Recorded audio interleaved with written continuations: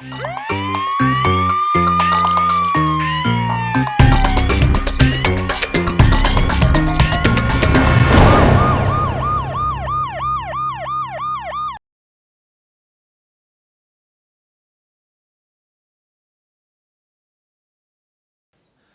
वालेकुम नाजरीन, प्रोग्राम जुर्म बेनकाब के साथ मैं हूं कैसर खान। नाजरीन, जरा तसव्वुर कीजिए कि वो घर जिसे आप अपने लिए महफूज समझते हो, जहां पर हर चेहरा आपको अपना लगता हो, उसी घर के किसी कमरे में आपके कत्ल की साजिश तैयार हो रही हो। और सबसे खौफनाक बात यह है कि उस साजिश में वो शख्स शामिल हो जिस पर आप सबसे ज्यादा एतबार करते हैं। कातिल हमेशा अजनबी नहीं होते। बाजुकात कत्ल ऐसे रिश्तों के हाथों भी होते हैं जिनको आप अपनी जिंदगी, अपना सुकून और अपना वफादार समझते हैं। मोहब्बत जब बेवफाई में बदल जाए और एतबार साजिश का रूप धार ले तो हंसता बसता घर बर्बाद हो जाता है। एक ऐसा ही वाकया पेश आया ननकाना साहिब के इलाके वारबटन में, जहां पर मुबैना तौर पर एक बीवी ने अपने आशना के हाथों अपने शोहर को बड़ी बेरहमी से कत्ल करवा दिया। आज के प्रोग्राम जुर्म नकाब में हम इसी जुल्म और जुर्म को बेनकाब करेंगे। इस वक्त जी टीम जुर्म नकाब मौजूद है क्राइम सीन पर, जहां पर एक दोस्त ने ही अपने दोस्त को बड़ी बेरहमी से कत्ल कर दिया। अभी हम बात करेंगे वारबटन में हमारे नुमाइंदा अब्दुल गफ्फार से इस सारे केस के हवाले से। जी अब्दुल गफ्फार, बताइएगा। ये जब हमें पुलिस के ज़रिए पता चला कि यहाँ पर एक डेड बॉडी पड़ी हुई है, हम यहाँ पर पहुँचे मौका पर। हमें जब ट्रेस किया तो पता चला कि ये राय तौहीद की है डेड बॉडी। और शुरू में तो ये इम्कानात थे कि ये शायद रोड एक्सीडेंट है या रॉबरी का मामला है। तो ये तो जब पुलिस पहुँची उन्होंने अच्छे तरीके से इन्वेस्टिगेशन की। जब ट्रेस किया तो पता चला ये तो मर्डर है, और ये मर्डर जो है उसकी वाइफ और उसके एक आशना ने मिलके किया है। अच्छा, तो ये जिस जगह पर हम खड़े हैं, यही रोड है, ये सुनसान इलाका है जहां पर उसको कत्ल किया गया था? जी, यही रोड है, और ये इनका जो देहात है वो आगे है, बकरवाड़ा उसका गाँव का नाम है। तो वहाँ से उसकी बीवी ने उसको बहाने से भेजा कि जाके बाज़ार से बच्चे के लिए पैम्पर लेके आओ। वो अफ्तारी करने के बाद रात को यहाँ पर पैम्पर लेने के लिए आया और अकेला ही था, तो उसके साथ ये वाक़या पेश आ गया। तो ये ऑलरेडी उसका राब्ता था उसकी बीवी का अपने आशना के साथ, वो पहले से यहाँ पर मौजूद था और इसने फिर यहाँ पर आकर उसको मार दिया। जी, ये पुलिस इन्वेस्टिगेशन में ये सारा क्लियर हो गया कि उसकी बीवी ने पहले आशना को बताया कि ये मैं इस बहाने से इसको भेजूँगी। वो उस बहाने से उसको भेजा कि पैम्पर्स लेके आओ। वो घर से निकला तो उसको उसने इन्फॉर्म कर दिया कि वो रास्ते में आपको मिल जाएगा। तो रास्ते में वो उसका जो आशना था वो यहाँ पर पहुँचा और उसने आके उसका मर्डर कर दिया।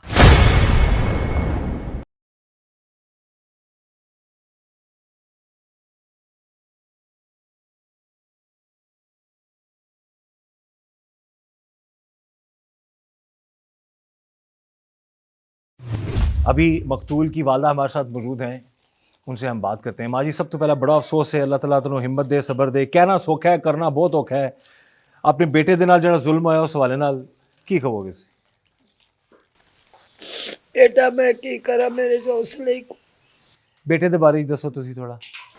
रोज़ा छड़ के ते 10 मिनट कंप्यूटर ते बैठा है, बह के ओनू तैयार करके ओदे रब ते आ सुक दईओ ते ओदे रब ते करदी रही ब्याह, रोटी खांदा पिया, मैं घरू कढदी पईयां। ये ओ जेड़ा ओ कातल आ ना, वो कुटीजा है ते गल्लां कीतियां, सानू कोई इलम नहीं किसे गल दा। 5 साल रही है इस घर च, ते तुहानू कदी उन्हें अंदाजा नहीं होता कि ओदे कोई दिल की है? अंदाजा नहीं सानू होया, जरी अंदाजा नहीं होया। आखिरी दम तक भी रोटी ओनू खवाई सू, इक्के बर्तन दे विच खांदे आण, ते कोई सानू लीक की गल नहीं हुई।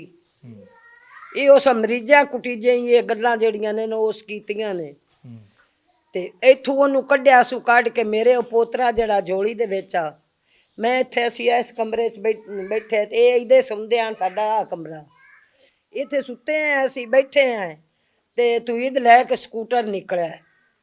अगू प्यो सद मारदा रहा सू, किदे जाऊं मैं, किदे जाऊं मैं, किदे जाऊं। अल्लाह जाने कोई हैंड फ्री लाई आसू या स्कूटर दे खड़क तो नहीं आवाज़ सुनी जी ओनू, वो भाग गया। जिसो भाग गया मैं बाहर निकली, मुंडा मेरी झोली में सह गया। इथों मैं निकली तो इतने बरांडे च खड़ी है। मैं क्या मरियम आ छोर सह गया मेरे को, ये घत ला ते तू ईद किदे गया है? आंधी ओ के बच्चों के पेपर खत्म हो गए हैं तो पेपर लैन गया मंडी, ਤੇ ਮੈਂ ਆਖਿਆ ਅੱਧੀ ਰਾਤੀ ਲਵਣ ਦੀ ਕਿਹੜੀ ਲੋੜ ਹੈ, ਇੱਥੇ ਦੁਕਾਨ ਤੂੰ ਤਰਾਏ ਮੰਗਾ ਲਵੀ ਦੇ, ਸੁਬਾ ਜਾ ਕੇ ਮੰਡੀਆਂ ਲੈ ਲਵੀ ਦੇ ਪੇਪਰ। ਆਂਦੀ ਨਹੀਂ, ਉਸ ਆਖਿਆ ਮੈਨੂੰ ਹੋਰ ਵੀ ਕੋਈ ਕੰਮ ਹੈ ਉੱਥੇ। ਤੇ ਕੁਝ ਤਕਰੀਬਨ ਅੱਧਾ ਘੰਟਾ ਹੋ ਗਿਆ ਉसी के एडा अंदाजा मेरे दिमाग ਨੂੰ ਵੀ ਨਹੀਂ। ਇੱਕ ਵਾਰੀ ਭੱਜ ਕੇ ਸਾਡੇ ਲੈ ਆਈਏ, ਨੀ ਆਂਟੀ ਆਂਦੇ ਨੇ ਤੂੰ ਇਹਦਾ ਪੀੜੀ ਵਾਲੇ ਕੋਲ ਐਕਸੀਡੈਂਟ ਹੋ ਗਿਆ ਹੈ। ਤੇ ਨੱਸ ਕੇ ਤੁਹਾਡੀ ਨੋਹ ਹੀ ਆਈ ਹੈ ਤੁਹਾਡੇ ਨੋ ਕੋਲ? ਹੀ ਆਈ ਸਿਰ ਖੁਦ, ਉਹਨੂੰ ਉਸ ਫੋਨ ਕਰ ਲਿਆ ਉਸ ਮੁੰਡੇ ਨੇ ਵੀ ਆ ਮੈਂ ਹੁਣ ਖਤਮ ਕੀਤੀ ਜਾਨਾ। ਹਾਂ।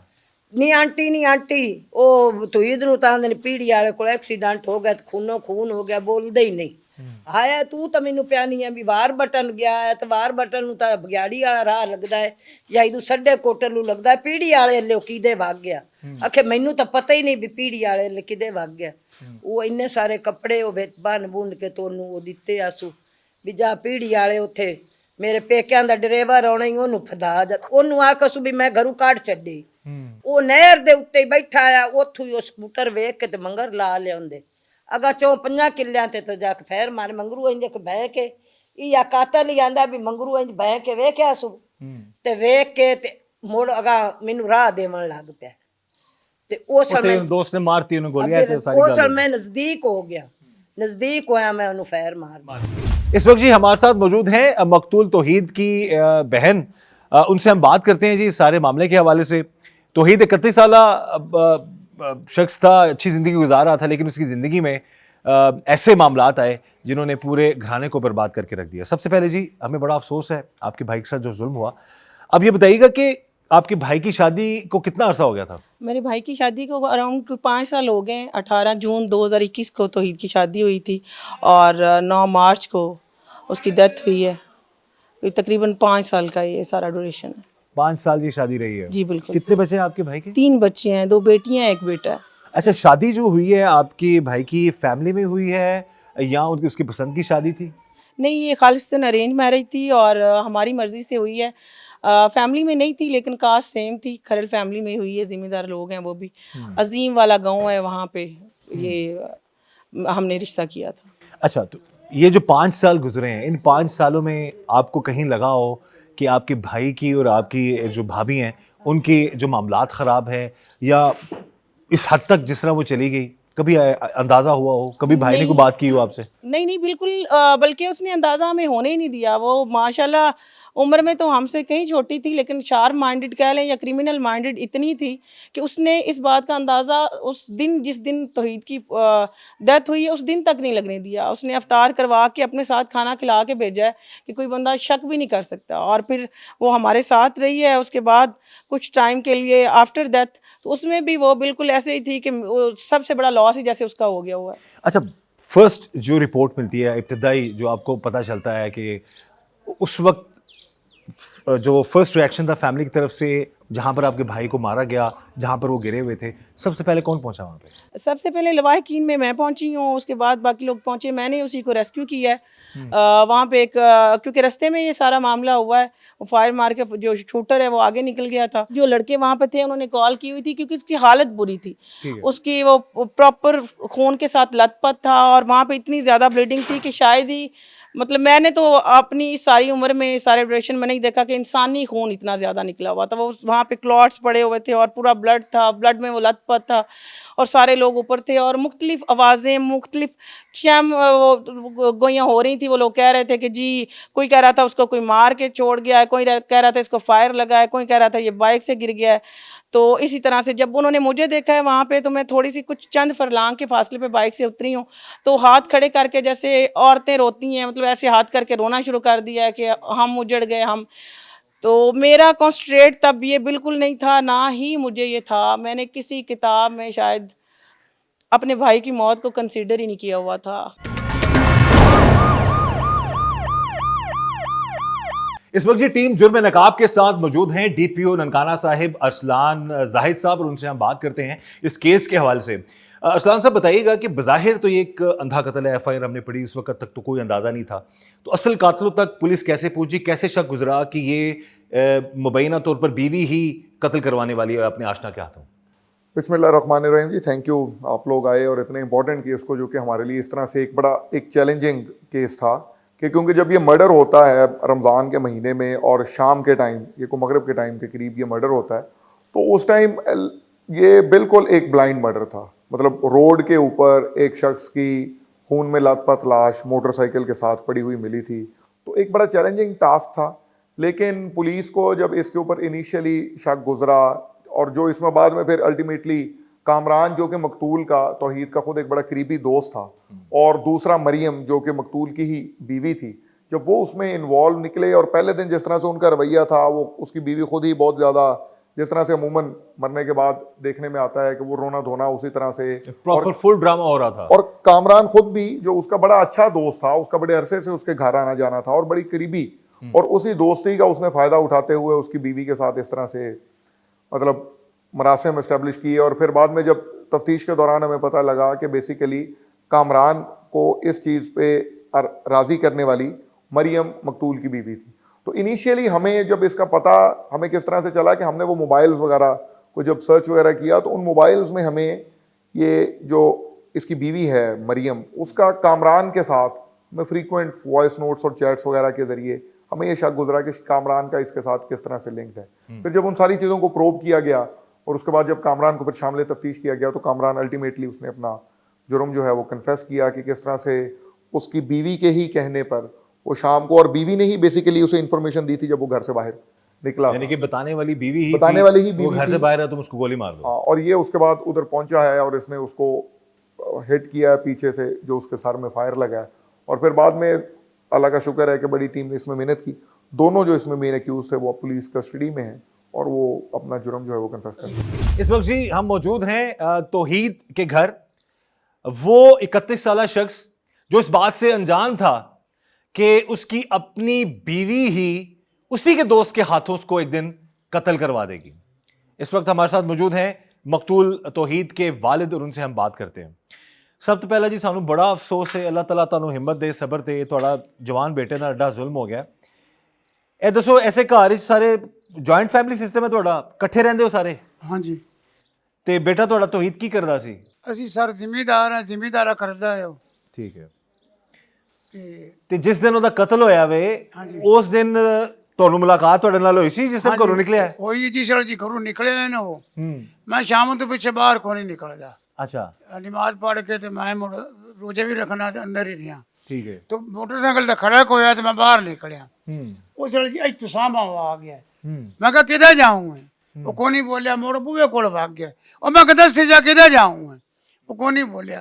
मैं उनकी बीवी को पूछा किधर जाओगे? ਹੂੰ उस कह जी वो बाला जो के पैंपर लैन जाओगे तो उन्होंने कोई किसी बंदे नाल काम है उत्ते शहर विच। ਅੱਛਾ ਇਹ ਉਹਦੀ ਬੀਵੀ ਨੇ ਦੱਸਿਆ ये ਤੁਹਾਨੂੰ? उनकी बीवी ने गल नहीं की। ਠੀਕ ਹੈ।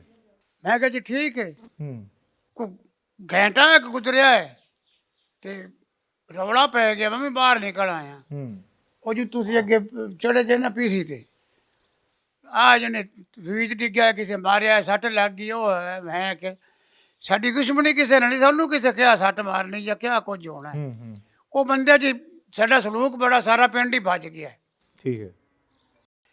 ਉਹ ਮੇਰਾ ਫੋਨ ਕੋ ਨਹੀਂ ਹੁੰਦਾ, ਮੈਂ ਰੁਬੀਨਾ ਨੂੰ ਹੀ ਕਰਨਾ, ਹੂੰ ਇਹ ਸੀ ਫੋਨ ਕੋ ਨਹੀਂ ਚੁੱਕਿਆ। ਅੱਛਾ ਕੋਈ ਅੱਧਾ ਘੰਟਾ 20 ਮਿੰਟ ਖਲੋ ਕੇ ਅਸੀਂ ਮੰਗੇ ਟੁਰ ਪਏ ਹਾਂ। ਇਹ ਤੋਂ ਕਾਰ ਮੈਂ ਹੋਰ ਮੰਗਾ ਲਈਏ ਕਿ ਰਾਹ 'ਚ ਮੈਨੂੰ ਪਤਾ ਲੱਗ ਗਿਆ ਫੌਤ ਹੋ ਗਿਆ। ਮੈਂ ਕਹਿੰਦਾ ਯਾਰ ਫੌਤ ਕਿਹਦੇ ਹੋ ਗਿਆ ਹੈ? ਅਸੀਂ ਤੋੜ ਗਏ ਹਾਂ ਹਸਪਤਾਲ। ਤੇ ਉਹ ਗੱਲ ਵਾਕਿਆ ਸੱਚੀ ਹੈ। ਇਹਨਾਂ ਆਖਿਆ ਵੀ ਅਸੀਂ ਇਹਦਾ ਮੁਲਾਜ਼ਾ ਕਰਾਉਣੇ ਹੈ। ਉਹ ਮੈਂ ਆਖਿਆ ਮੇਰਾ ਦਿਲ ਵੀ ਮੁਲਬੈਲ ਤੁਆਰ ਚੱਲਾ ਪਾਉਣੇ ਤਜੀਰੀਏ ਪੜਾਵੀਏ ਨਾ। ਉਹ ਕੋਈ ਦੋ ਬੰਦੇ ਆਖਣ ਕਰਾ ਲਾ, ਕੋਈ ਚਾਰ ਆਖਣ ਨਾ ਕਰਾ। ਇਹ ਮੈਂ ਕਿਹਾ ਜੀ ਕਰਾ ਲਓ, ਪਰ ਤੁਹਾਡਾ ਸਲਾਹ ਹੈ ਤਾਂ। ਇਹਦੇ ਚੰਗਾ ਹੋ ਗਿਆ ਨਾ ਤੁਸੀਂ ਮੁਲਾਜ਼ਾ ਕਰਾ ਲਿਆ ਜਾਂ ਪੋਸਟਮਾਰਟਮ ਕਰਾ ਲਿਆ। ਨਾ ਕਰਾਉਂਦੇ ਤੇ ਤੁਹਾਨੂੰ ਤਾਂ ਪਤਾ ਹੀ ਨਹੀਂ ਸੀ ਲੱਗਣਾ ਕਿ ਤੁਹਾਡੇ ਘਰ ਹੀ ਤੁਹਾਡੇ ਪੁੱਤਰ ਦਾ ਕਾਤਲ ਹੈ। ਹਾਂਜੀ ਅੱਛਾ ਇਹ ਦੱਸੋ ਸ਼ਾਦੀ ਜ਼ਾਹਿਰ ਹੈ ਇੱਥੇ 5 ਸਾਲ ਸ਼ਾਦੀशुदा ਜ਼ਿੰਦਗੀ ਦੇ ਉਹਨੇ ਗੁਜ਼ਾਰੇ ਨੇ। ਹਾਂਜੀ ਉਹਦੀ ਜਿਹੜੀ ਤੁਹਾਡੀ ਨੂੰਹ ਸੀ, ਜਿਹੜੀ ਉਹਦੀ ਬੀਵੀ ਹੈ, ਉਹਨਾਂ ਦਾ ਆਪਸ ਵਿੱਚ ਲੜਾਈ ਝਗੜਾ ਜ਼ਿਆਦਾ ਤੇ ਨਹੀਂ ਸੀ ਰਹਿੰਦਾ, ਜਾਂ ਕਦੀ ਤੁਹਾਨੂੰ ਸ਼ੱਕ ਹੋਇਆ ਹੋਵੇ? ਜਿਵੇਂ ਘਰ 'ਚ ਕਦੀ ਕਦੀ ਕੋਈ ਲੜ ਪੁੰਦੇ ਨੇ, ਇੱਕ ਤੋਂ ਬਗੈਰ ਇੱਕ ਮਿੰਟ ਨਾਲ ਰਹਿੰਦੇ, ਇੱਕ ਦੂਜੇ ਮਜਬੂਰ ਕਿਆਂ ਗਾਂਦੇ ਆ। ਐਸੀ ਸ਼ਦੀਦ ਇੰਜ ਦੀ ਲੜਾਈ ਕੋ ਨਾ ਹੈ। ਤੁਹਾਨੂੰ ਕਦੀ ਸ਼ੱਕ ਨਹੀਂ ਹੋਇਆ ਕਿ ਤੁਹਾਡੀ ਨੂੰਹ ਇਸ ਹੱਦ ਤੱਕ ਜਾ ਸਕਦੀ ਹੈ? ਸਾਨੂੰ ਸਰ ਸ਼ੱਕ ਹੁੰਦਾ ਸੀ, ਬੜੇ ਗੈਰਤਮੰਦ ਆ ਸੀ, ਇੱਕ ਸਕਿੰਟ ਨਾ ਗੁਜ਼ਾਰਨਾ ਕਿਸੇ ਕੰਮ ਦਾ ਵੀ। ਯਾਨੀ ਕਿ ਉਹਨੇ ਬਿਲਕੁਲ ਵੀ ਤੁਹਾਨੂੰ ਨਹੀਂ ਪਤਾ ਲੱਗਣ ਨਹੀਂ ਜੀ, ਦਿੱਤਾ, ਪਤਾ ਆਪਸ ਵਿੱਚ ਪਿਆਰ ਮੁਹੱਬਤ ਨਾਲ ਸਹੀ ਯਾਰ ਰਹਿੰਦੇ? ਜੀ, ਉਹ ਰੋਟੀ ਪਕਾ ਕੇ ਦਿੱਤੀ, ਪਾਲੇ ਦੇ ਖਾ ਕੇ ਅੱਗੇ ਆ ਪਕੌੜੇ ਫਲਾਣੇ ਜਾਂ ਜੇ ਉਹ ਖਾ ਖੂ ਕੇ ਨਾ ਤੇ ਸੁਬਹ ਹੀ ਰੋਟੀ ਖਾਂਦੇ ਸੀ ਰੋਜ਼ ਰੱਖਦੇ ਆਏ ਤੇ ਉਹਨਾਂ ਨੇ ਰੋਟੀ ਸਾਹ ਪਕਾ ਕੇ ਦਿੱਤੀ ਰੋਟੀ ਖਾ ਕੇ ਗਿਆ ਹੈ। ਕਿਉਂ ਮੈਂ ਉੱਥੇ ਰੋਜ਼ਾ ਖੋਲਦਾ ਆਪਣੇ ਅੰਦਰ ਹੀ ਆ ਬਣਾਉਂਦਾ ਅੰਦਰ ਇਹਦੇ ਵੀ ਏਸੀ ਲੱਗਾ ਸਾਡੇ ਅੰਦਰ ਵੀ ਉਹਦੇ ਵੀ ਲੱਗਾ ਹੈ ਤੇ ਮੈਂ ਕੋਈ ਨਹੀਂ ਬਾਹਰ ਨਿਕਲਦਾ ਰਾਤੀ ਮੋੜ। ਤੇ ਤੁਹਾਡੇ ਮਾਸ਼ਾਅੱਲਾ ਕਿੰਨੇ ਬੱਚੇ ਨੇ? ਮੇਰੇ ਬੱਚੇ ਜੀ बेटे कितने ने ਤੁਹਾਡੇ ਮਾਸ਼ਾਅੱਲਾ? 2 ਜੀ ਨੇ। 2 बेटे ने। हाँ जी। ये बड़ा बेटा सी? ਇਹ ਜੀ ਵੱਡਾ। आपको क्या लग रहा था उस वक्त वो सांसें ले रहे थे या खुदा ना खासा उस वक्त उनकी मौत वाक़ई हो चुकी मैं है? उससे चंद फरलांग के फासले पी रही हूँ क्योंकि वो सिचुएशन इस तरह की थी कि मेरी हिम्मत नहीं हुई कि मैं उसको हाथ लगाऊं, लेकिन जिन्होंने उसको गाड़ी में डाला है वो कहते हैं कि जब तुम गई हो हमने उसकी नब्ज़ चेक की है, नब्ज़ उसकी चल रही थी, उसके पेट पे हाथ लगाया, उसकी सांसें आ रही थी। जब हमने उसको गाड़ी में डाला है तो तब वो उसका जिस्म लटक गया है। इट मीन्स कि जब उसको गाड़ी में डाला है तो उसकी डेथ हो गई थी। तो फिर भी मैं मतलब हिम्मत नहीं हुई, या मेरे दिल में बस यही था कि मैं इसको रेस्क्यू कर लूँगी तो ये ठीक हो जाएगा, इसको कुछ नहीं होना। हम उसको भगा के ले गए। सब कहें कि बंदा साथ चला जाए, तो मैंने कहा किसी बंदे की ज़रूरत नहीं, मैं खुद ही बंदा हूँ, इसको लेके यहाँ से मूव करें कि खुदा ना खास्ता कोई और टाइम ना निकल जाए, कोई टाइम जाहिर ना है जी, बहन है जी, बहन भाई का जो प्यार है उसकी तो मिसाल ही नहीं मिलती। और जिस तरीके से ये बता रही हैं कि इनके भाई को उस वक्त जिस हालत में थे वो इन्होंने पूरी कोशिश की फौरी तौर पर उनको अस्पताल ले जाया जाए, लेकिन ये कोशिश में कामयाब नहीं हुई। ले तो गई लेकिन इनके भाई जो है वो जाँबार ना हो सके। भाभी का क्या रिएक्शन था? उसका जो दोस्त था जिसने कत्ल किया है उसका क्या रिएक्शन था? इन लोगों के बारे में बताइए जरा। ये जो भाभी तो मैं उसे नहीं कहूँगी, वो तो कोई बदबख्त जाहिर ऐसी है, बला थी जाहिर है। जो हमारे घर भाई खा को गया तो था। खा गई, अपनी औलाद 3 बच्चे भी उसने रोल दिए हैं।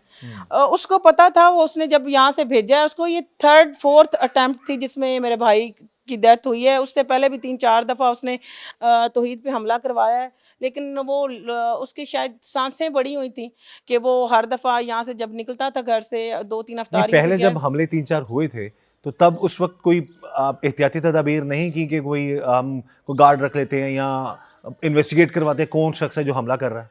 वो पता ही नहीं था, मतलब इस तरह से नहीं ना हुआ कि कोई उस पे किसी ने फायर किया या ठीक रास्ता है, रोका यानी है। कि लोग उसको वो फॉलो करते थे। फॉलो करते थे, मौका नहीं मिलता था तो मारते नहीं मारने थे। की नीयत से जब वो यहाँ से निकलता था कोई ना कोई दोस्त उसका मिल जाता था साथ। एक दफ़ा वो यहाँ से गया है तो उसका वो अंदर पड़ा हुआ है वो कंप्यूटर, उसका वो लड़के को उसने कहा है कि जी मेरे साथ चलो, इसको लेके जाना है। तो फिर 2 बंदे हो गए, वो रास्ते में उसने देखा कि ये तो काम नहीं बनना, वो चला गया। एक दफ़ा वो अफ्तारी पे गया है, 15वें रोज़े की बात है, तो उस दिन भी वो वहाँ से निकला है तो ये बंदा बाईपास पे खड़ा उसका वेट करता रहा कि ये आएगा तो मैं इसको मारूंगा। लेकिन उस यानी दिन कि आपके भाई बकौल आपके भाई को कत्ल करने की प्लानिंग आपकी जो भाभी है, ज़ाहिर रिश्ते में तो भाभी है, बेशक उसने बहुत बड़ा जुर्म किया है, तो वो प्लान पहले करती रही है और भाई आपका बचता रहा है, आखिरकार उसने इसको मरवा दिया। ये उनका इकबाल जुर्म है। ये जब उन्होंने इन्वेस्टिगेट किया और डीएसपी साहब के सामने उन्होंने पेश किया और हमको भी बुलाया, तो ये बातें उनके मुंह की हैं। ਇਹ ਸਾਡਾ ਜਾਂ ਅਸੀਂ ਬਿਮਾਰ ਹੋ ਜਾਣਾ, ਸਾਨੂੰ ਬਜਾ ਕੇ ਲੈ ਜਾਣਾ ਹਸਪਤਾਲਾਂ ਦਾ, ਦਿਲ ਵਾਲਿਆਂ ਦਾ, ਸ਼ੂਗਰ ਵਾਲਿਆਂ ਦਾ, ਸਭ ਦਾ ਖਿਆਲ ਸਾਰਿਆਂ ਰੱਖਦਾ ਦਾ ਸੀ। ਉਹਨੂੰ ਸਾਰਾ ਪਤਾ, ਸਾਡੀ ਹਰ ਸ਼ੈ ਦਾ। ਇਹਨੂੰ ਤਾਂ ਵਿਚਾਰੇ ਨੂੰ ਇੱਥੋਂ ਮੰਡੀ ਦਾ नहीं पता, बाजार ਵਿੱਚ सौदा यानी लवन कि ਦਾ वालदा यही बता रही हैं कि वो सारे घर की जिम्मेदारी उसके ऊपर थी, हर किसी का ख्याल रखता था, वालदा क्या, वालिद बेटा क्या, मैं तो बहन क्या। नहीं शाला पुत्र किसे दे ना मरण ते मुड़े जो के ना मरण। एडी बड़ी और परेशानी, ये जो तकलीफ दुख या जो तकलीफ कर्ब है है तो ना, बड़ी नहीं जो किसे ये माँ ये सह रही है, जो ये बर्दाश्त कर रही हैं तौहीद के घर वाले, वालिद, बहनें, घर वाले, ये किसी दुश्मन को भी अल्लाह ताला मेरा ये घर ही तकलीफ ना दे। वेला हो गया, मेरी रौनक ही खत्म होगी।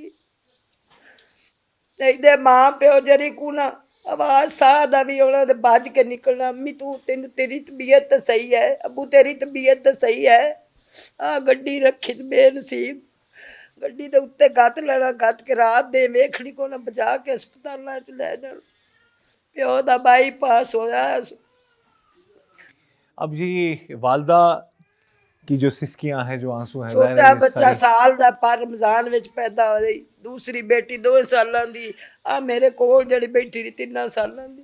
अब यहाँ पर ये एक चीज बड़ी तकलीफ दे है, उस औरत ने उसके बच्चों के बाप को तो कत्ल करवा दिया। अब उन मासूम बच्चों की, जाहिर है ये माँ थी और बच्चों के सर से माँ और बाप दोनों का साया जो है वो छिन गया है। अच्छा, बच्चियां नाल प्यार करदी सी, बच्चियां दा ख्याल रखदी ਬੱਚਿਆਂ सी। ਦਾ ਪਿਆਰ ਇੰਜ ਕਰਨਾ ਵੀ ਰਾਤ ਇੱਥੇ ਮੇਰੇ ਕੋਲ ਸੌਂ ਜਾਣਾ, ਉਹਨਾਂ ਸੋਤੇ ਫੀਡਰ ਪਿਵਾਉਣੇ, अच्छा। ਉੱਥੇ ਮਾਂ ਪਿਓ ਵਾਲੇ ਕਮਰੇ ਵਿੱਚ ਮੈਂ ਗਤਨੇ ਚ।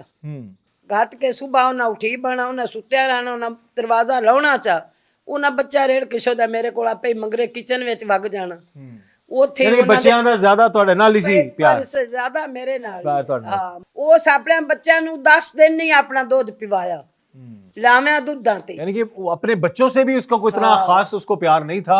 दादी बता रही हैं कि बच्चे भी इनके साथ ही ज्यादा उनका जो है लगाव था। उनकी ਤੁਹਾਨੂੰ ਅੱਲਾਹ ਤਾਲਾ ਹਿੰਮਤ ਦੇਵੇ ਜੀ ਇਹਨਾਂ ਮਾਸੂਮ ਬੱਚਿਆਂ ਨੂੰ ਇਹਨਾਂ ਨੂੰ ਪਾਲਣ ਦੀ ਇਹਨਾਂ ਦਾ ਖਿਆਲ ਰੱਖਣ ਦੀ ਅਸੀਂ ਇਹੀ ਦੁਆ ਕਰ ਸਕਨੇ ਆ और यही इंशाल्लाह उम्मीद भी कि ਤੁਹਾਡੇ ਬੱਚੇ ਦੇ ਕਾਤਲਾਂ ਨੂੰ इंशाल्लाह सजा जरूर लभेगी। ਜ਼ਰੂਰ ਸਜ਼ਾ ਹੋਵੇ किसी के साथ भी ऐसा जुल्म ना हो जी, किसी के घर में ऐसा सानेहा ना हो जो इस घराने को जो है जिसका सामना करना पड़ा।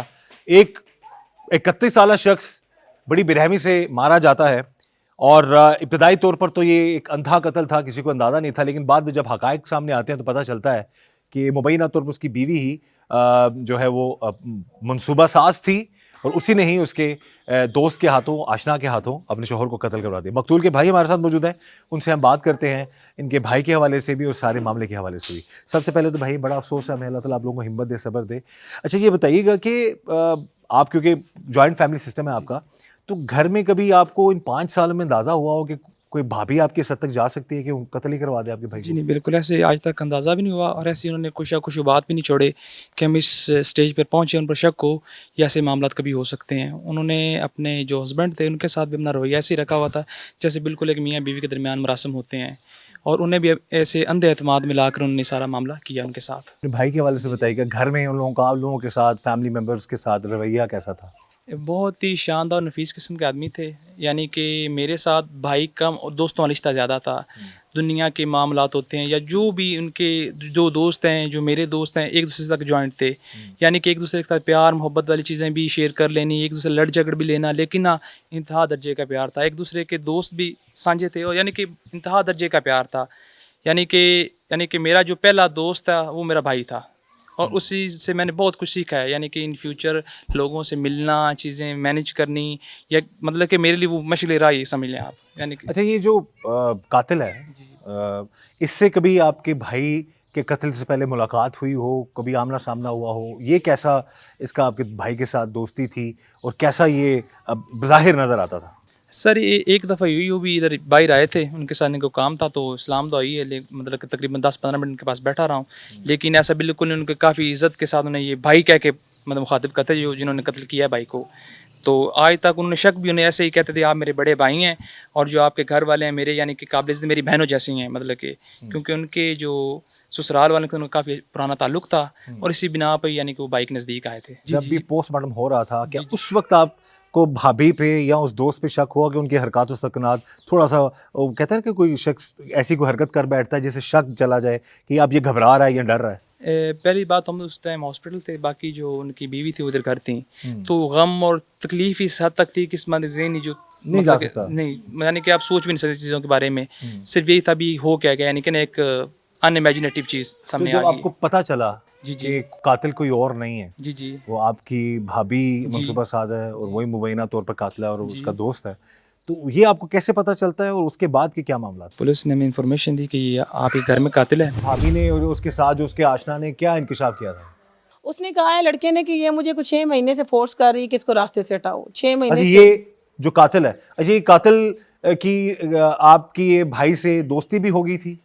जी, ये जब इनकी आपस में आशनाई हुई है, इनका कोई इसने हाइड करके टिकटॉक पे अकाउंट बनाया हुआ था। ये लड़की जानती थी कि ये बंदा मेरे भाई का दोस्त है और पुराना दोस्त है। इसने उसको मैसेंजर पे मैसेजेस किए हैं कि मेरे साथ बात करो। तो अब एक यानी सीधा आपके भाई के दोस्त के साथ ताल्लुक बनाने की पहल आपकी भाभी ने की? जी, ये उन्होंने ड्यूरिंग वो इन्वेस्टिगेशन बताया है। तो वो कहता है लड़के ने कि मैंने उसका मैसेज का रिस्पांस किया है, बात की है, लेकिन मुझे दूसरे दिन पता चल गया था कि ये मरियम है, ये मिसम की बहन है और राय तौहीद की बीवी है। तो कहता है मैंने उसको ब्लॉक कर दिया है। फिर ये अपने उधर महके गई है तो वहाँ पे किसी और के फ़ोन से फ़ोन किया है कि मुझसे बात करो, मेरे साथ रब्ता करो। तो फिर अनब्लॉक हो के इनका वो एक बाकायदा तौर पे कन्वर्सेशन और वो लिंक चला है जो कि कोई 9-10 महीने पर मुई थे, कोई लॉन्ग टाइम के लिए नहीं है। 9-10 महीने तक इनका राब्ता रहा, मरासिम रहा आपस में। जी जी। तो ये मजीद उन्होंने क्या इंकशाफात किए कि भाई कब प्लान बन गया कि अब आपके भाई को रस्से से हटाना है और कैसे हटाना है और किस तरह किसने गोली मारी? उस दिन का इनका ये प्लान था कि वो ये तो पहले झूठ बोलती रही ना, मानी नहीं कि मैंने उसको पैम्पर लेने के लिए भेजा है, पैम्पर लेने के लिए वो गया है और मैंने उसको वार बटन भेजा है, जबकि उसने वार बटन नहीं भेजा था। वो ये तो साइड पे एक रोड है जिस पे सुनसान रोड है। और फिर इनकी प्लानिंग बड़ी ज़बरदस्त थी फिल्में या वो चीज़ें देख देख के कि उन्होंने टाइम अफ्तार का रखा था, जब हर अमीर गरीब अपने घर में होता है, कोई भी बंदा बाहर नहीं होता। तो ये लड़का कहता है मैंने भी घर अफ्तार किया, अफ्तार करने के बाद ये कोई उस मामले से पहले, क्योंकि अब CDRs भी लिए हैं, लोकेशंस भी लिए हैं, तो ये बंदा को आधा पौना घंटा पहले ही उस रोड के ऊपर उस वेट में था कि तौहीद आ रहा है। फिर वो कहता है कि जब ये घर से निकला है तो क्योंकि वो जहाँ पे खड़ा था वो सड़क ऊंची है, वहाँ से ये हमारे जो गांव से निकलती सड़क है ये नज़र आता है बिल्कुल सामने हमारा गांव। तो कहता है मैं वैसे भी देख रहा था कि वो आ रहा है, क्योंकि इसकी बाइक की वो जो वो आगे वाली लाइट है वो ज़रा दूसरे बाइक से मुख्तलिफ थी। तो कहता है उसने मुझे मैसेज किया है कि मैंने उसको निकाल दिया है, अब आगे देख लो। आपकी भाभी ने उसको किया है जी, मैसेज? और वो इतने समझदार थी, हालांकि वो अनपढ़ थी, इतनी वो क्रिमिनल माइंड थी या फिर सिखाई गई थी कि उसने जो इनकी सारी कन्वर्सेशन है वो व्हाट्सएप के ऊपर है। ठीक है, साथ साथ डिलीट करती रही है? उनको ये लगता था कि शायद जो व्हाट्सएप के ऊपर चैट या कन्वर्सेशन है ये पकड़ी नहीं जाती और बस मैं तो बच जाऊंगी।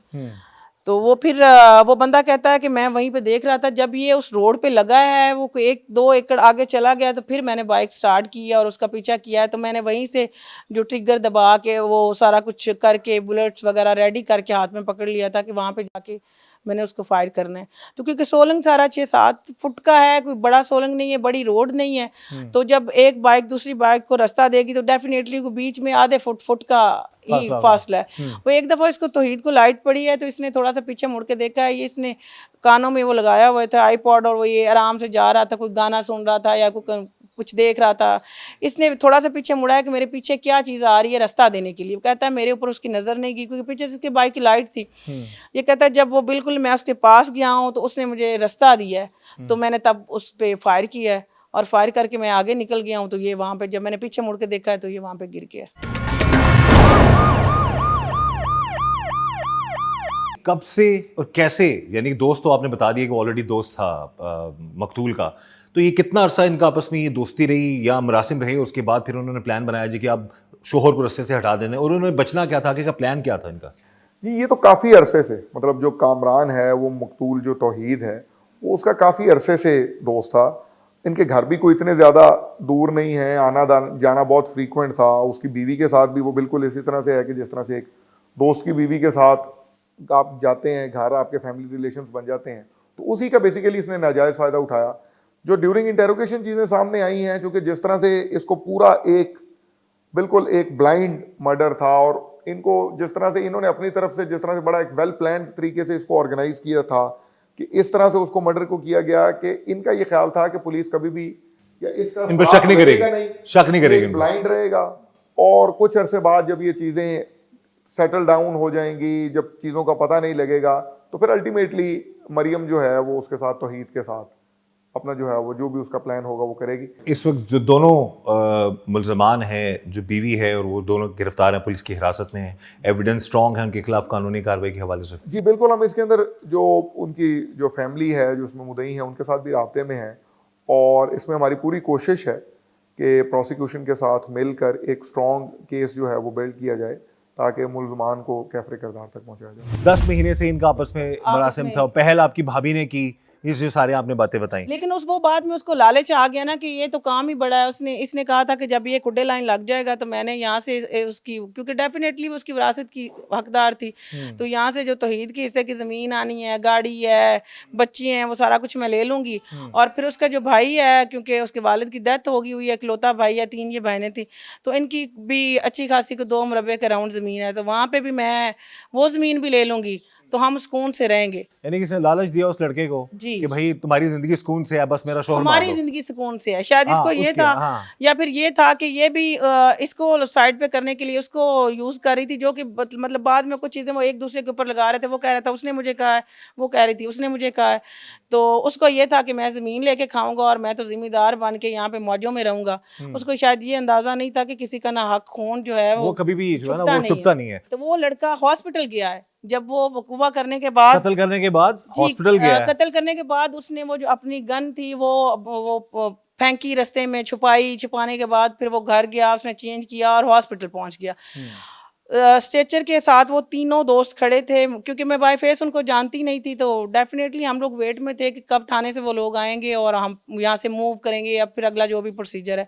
उन्होंने चद्दर उठाई है, पहले सर देखा है, फिर एक साइड से पूरा वही उठा के- कातिल? जी कातिल खुद देख रहा था कि बड़ी तसल्ली के तसल्ली साथ से कि मर उसने, चुका है। तो मेरे लिए वो थोड़ा सा ना सरप्राइजिंग था कि ये कौन बंदा है जो इतनी इन्वेस्टिगेशन कर रहा है, क्योंकि ये ना तो ये कोई पुलिस वाला है कुछ।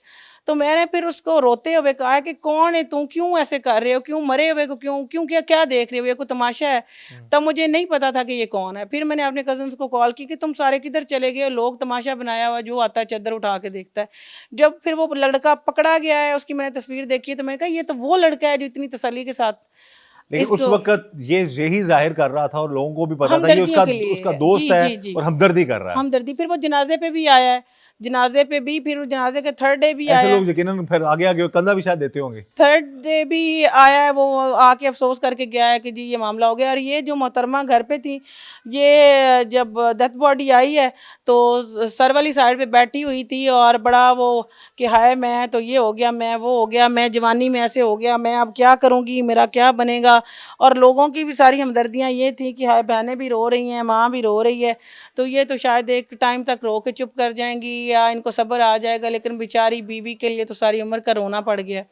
फिर जब वो उसको लेके चले गए हैं दफनाने के लिए, जनाजे के लिए, तो फिर चीख के वो उसने सब पे चढ़ाइयाँ की, मुझे शुरू कर दिया कि तुम भी कसूरवार हो, तुम सबको हॉस्पिटल लेके जाती हो और बचा के ले आती हो, तो मेरे हस्बैंड को तुमने क्यों नहीं बचाया। ये आप देखिए नाजरीन, कैसा ड्रामा रचाया उस बीवी ने और मुबैना तौर पर उसके आशिक ने कि खुद ही कत्ल करवा के मकतूल की बहन को कह रही है कि आप लोगों को तो ले जाती हो, बचा के ले आती हो, तो मेरा शोहर जो है वो जिंदा नहीं आया। तो ऐसे ड्रामा रचा रही थी वो औरत। वो शख्स भी तस्दीक कर रहा था दोस्त बनकर और देख रहा था कि आज जिसको उसने कत्ल किया है वो प्रॉपर तरीके से मर चुका है कि नहीं मर चुका। और उस वक्त तक ये लोग इस बात से अनजान थे कि कत्ल जैसा जुर्म कभी छुपता नहीं है।